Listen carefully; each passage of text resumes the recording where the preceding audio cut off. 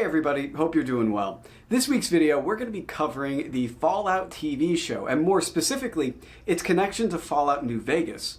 And as I've said before, Fallout is one of my favorite series of all times in terms of the games and the TV show as well. I really think the TV show, these past 2 seasons have been a slam dunk. And I feel like they've done a decent job of working within a very complicated world with a lot of different factions. So when the finale of season 2 aired, it got me wondering what exactly the canon ending of Fallout New Vegas would be. In Fallout New Vegas, we see the rise and fall of so many different factions based on the player's choices. And in the TV show, we see the aftermath, at least 2 decades or so removed from when that all happened. So there's a lot to be interpreted from what we see. So in this video, I'm going to try my best to describe to you what the Courier in canon 100% did. And we can do a little speculation along the way, and there's also information that we don't fully know. We're going to go over different locations that we see within the show that are going to give us some insight into what the canon ending of New Vegas could be.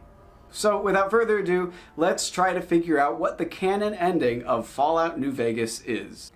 First things first, I think I can eliminate an entire ending right off the bat, and that would be the Legion ending of Fallout New Vegas. The reason I say that is because throughout the show there's multiple lines that, in my opinion, feel like they are basically saying the NCR won the second Battle of Hoover Dam.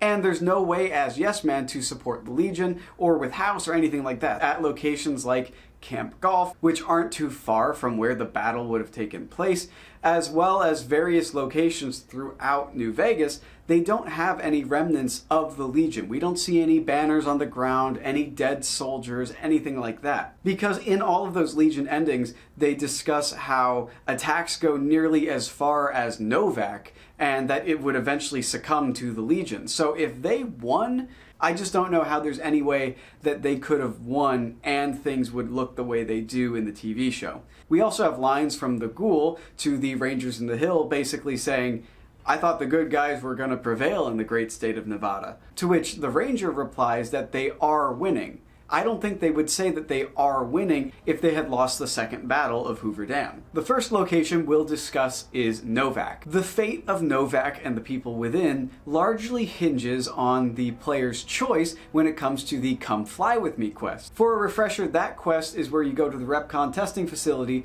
and meet Jason Bright and his followers, who you can decide to help fly off to another planet by helping them repair rockets and dealing with the feral ghouls as well as the nightkin that live in the building. There's a couple of ways you can go about this quest. For example, if you were to sabotage the rockets, the whole town of Novac would become radioactive and eventually be abandoned. If Jason Bright and his followers are successful in their mission, they will actually return to Novac to aid the settlers. They can aid the settlers in 2 different ways, and it just depends on whether or not the Legion wins the second Battle of Hoover Dam or not. If the Legion wins, the followers of Jason Bright will simply help the people of Novac evacuate. However, if the NCR wins, the followers of Jason Bright are able to help the town rebuild and reinforce itself. We've already eliminated the Legion ending from the possibilities, so that leaves us with the NCR winning.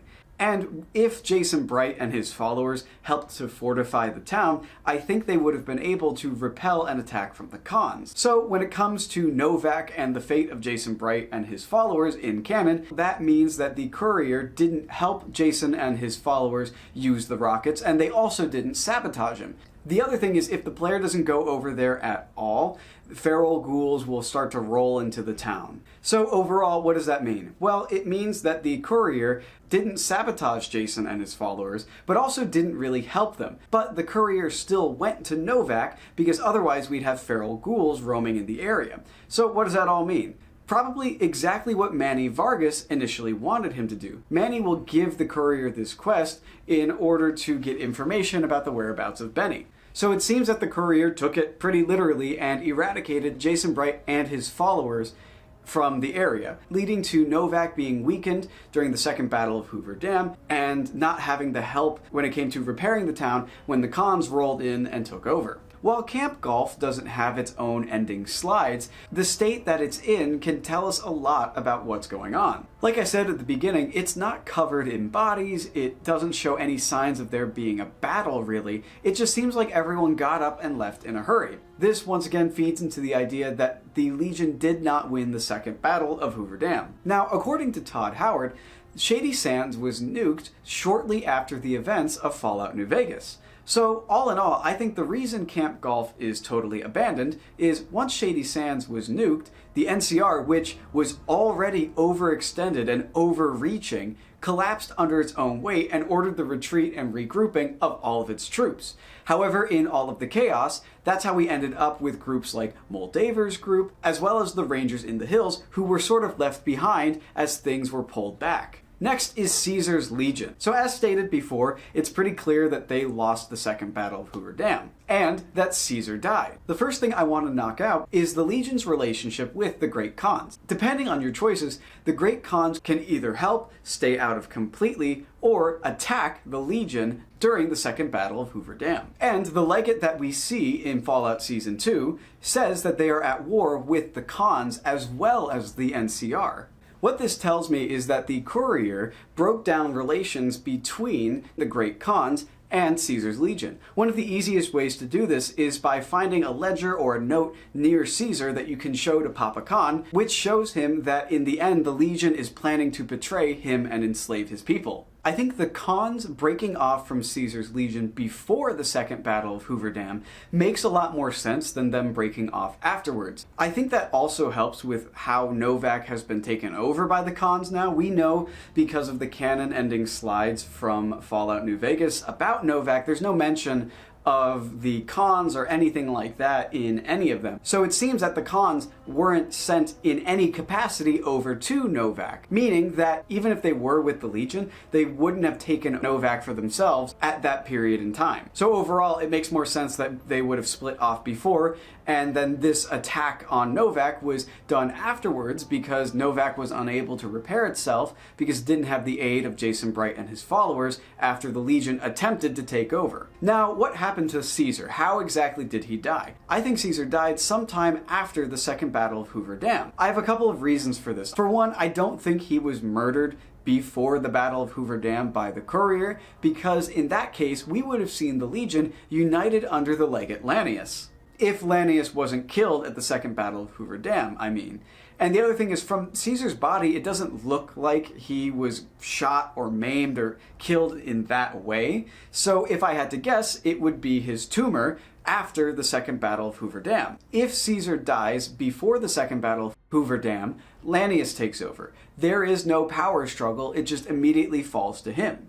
So what I think happened is that after the Second Battle of Hoover Dam was lost, Caesar died due to his brain tumor. When Lanius tried to take over, because that's what he would do if Caesar had died earlier, no one gets behind him because it was his military leadership that they say failed them at the Second Battle of Hoover Dam.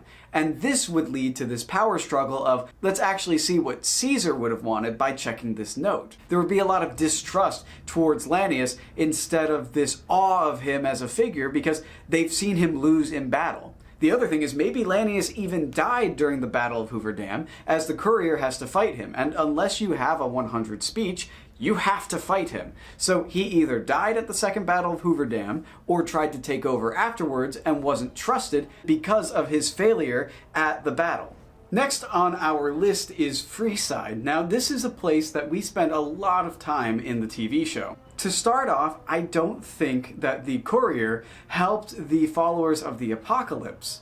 What I mean by that is there's a quest line with the followers of the Apocalypse where you can try to funnel them more chems and more things that they can use to aid people in Freeside. One of the ways that you can go about doing this is through the twins who own the Atomic Wrangler. You can get them to supply alcohol and other things to the followers. There's a couple of other ways to go about it, but I think overall that the courier did not help out the followers, because if you look at the state of Freeside, it does not look like a place that's gotten all that much help. And that also leads me to the once ruling gang of Freeside, the Kings. The fate of the Kings largely comes down to the courier's relationship relationship with Robert House, as well as the NCR, and how he gets the kings to play with those two. If the courier is able to broker some sort of peace deal and stop a war from breaking out between the NCR and the kings, Robert House will see this as a betrayal, and if he wins and is able to keep Vegas, he will attack the kings and eradicate them.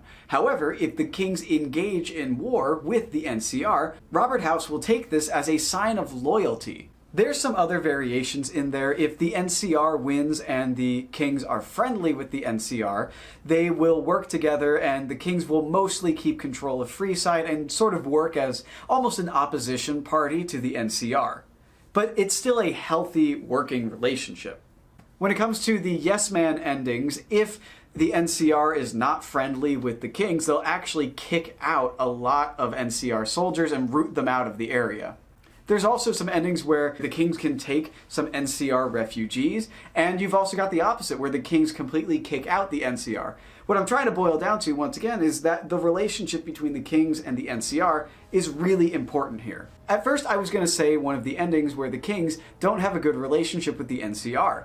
What would have happened in my mind is that there's an independent Vegas.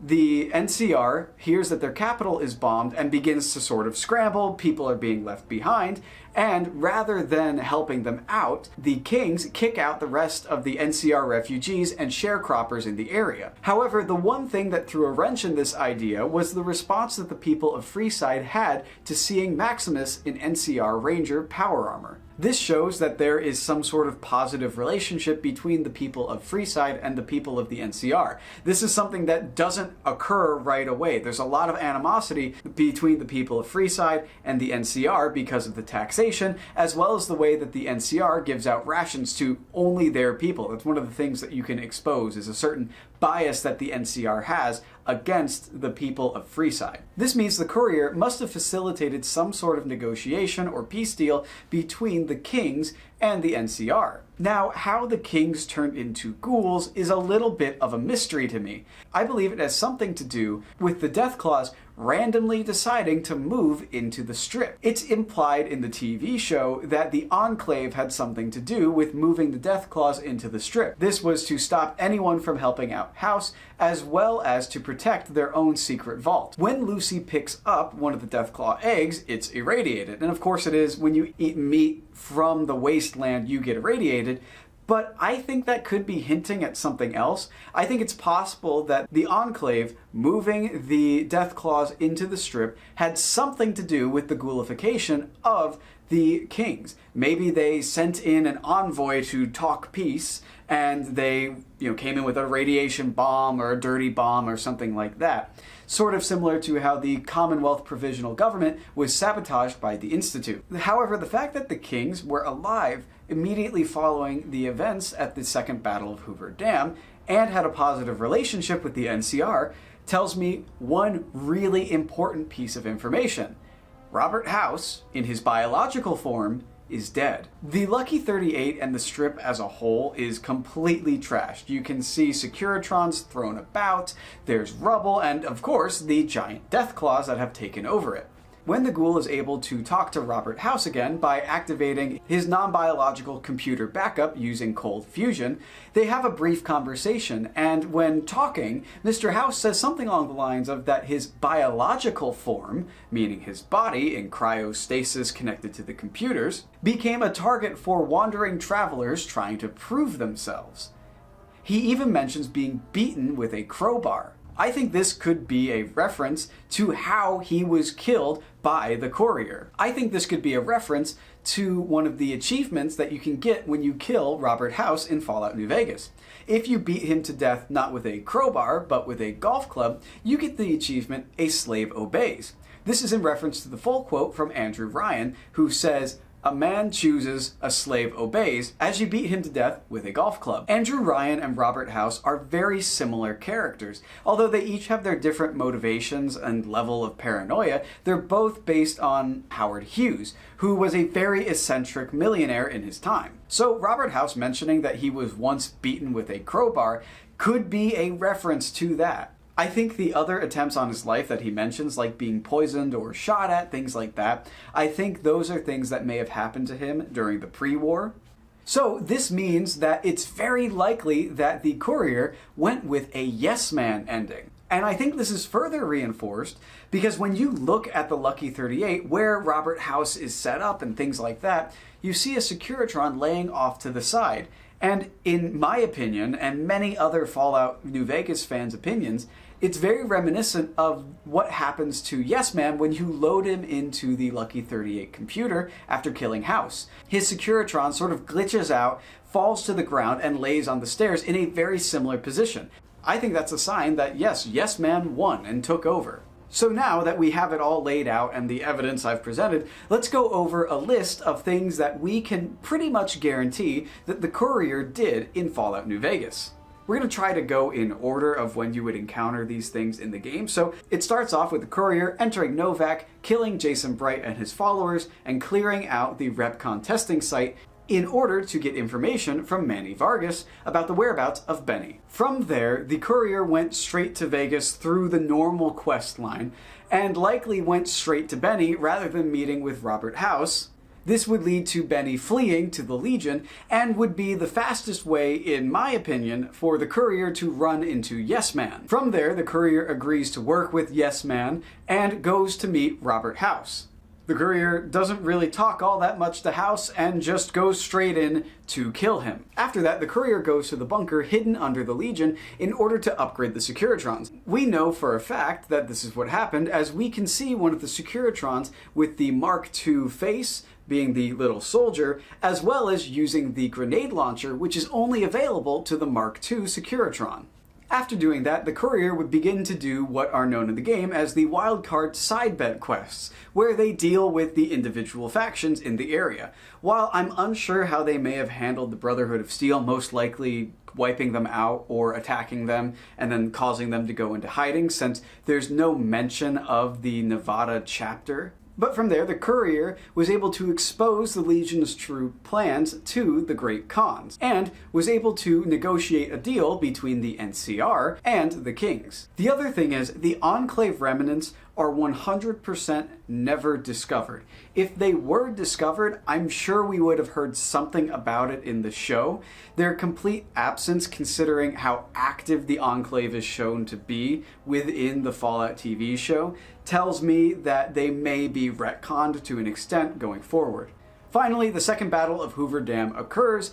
The NCR wins, backed by Yes Man, but then Yes Man and the courier are able to keep New Vegas independent. And any resistance and any fight that the NCR would have put up over this is instantly destroyed when their capital is bombed and they're forced to retreat and try to regroup extremely hastily. Around the same time, the Legion hears of this news and might even be attempting to attack once again, but Caesar dies, and due to the failures or the death of the Legate Lanius, the successor is left up in the air, and this leads to the civil war that we see in the TV show. After that, the Enclave comes out from the shadows, messes with the Death Claws, and is able to push them into the Strip, and through that destroy the Kings, completely destabilizing the area. But as we see in the show, the House always wins. Using his non-biological computer backup, Robert House is able to survive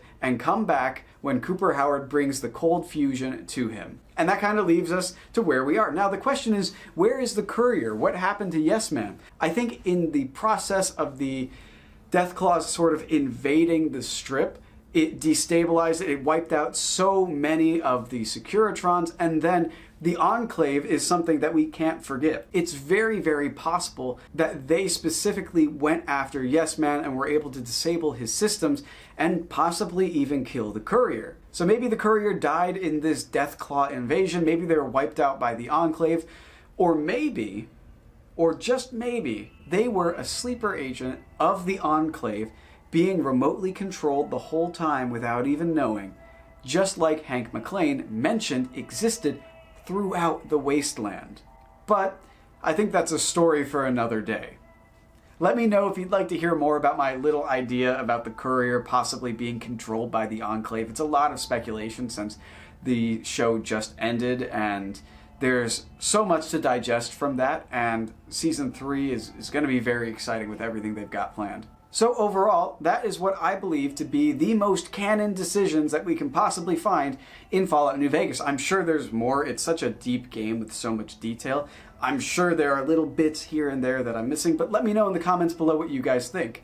Thank you guys so much for watching. I appreciate every single one of you, and I hope you have a good morning or evening or, whatever.